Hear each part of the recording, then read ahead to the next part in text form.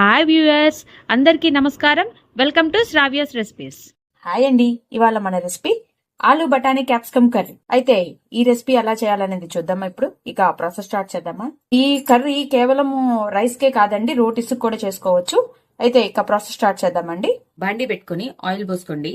Oil వేడెక్కాక తాలింపు గింజలు, ఎండుమిర్చి, కొంచెం కరివేపాకు, మంచిగా గోల్డ్ షేడ్ వచ్చేదాకా వేగనివ్వండి. 4 శనక్కాయ గుళ్ళు వేసుకోండి, మంచిగా వేగనివ్వండి. ఇవ్వండి, ఇన్ని ఆల్రెడీ వేయించినాయండి, అందుకని ఇప్పుడు వేస్తున్నాను.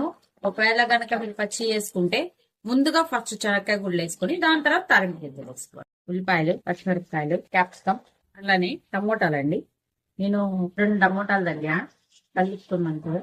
కాసేపు వేగనిద్దామండి మొత్తం కూడా. ఇదిగోండి, నేను ఇప్పుడు బఠానీ ముందుగా ఉడకబెట్టుకున్నానండి. బఠానీ వేసుకున్నాం, త్వరగా ఉడుకుతని కుక్కర్లో ముందుగా ఉడకబెట్టానండి. ఇప్పుడు అట్లానే ఆలు కొంచెం పసుపు వేసుకొని ఉడకబెట్టుకున్నాను, దీంట్లోనే వేసి వాటితో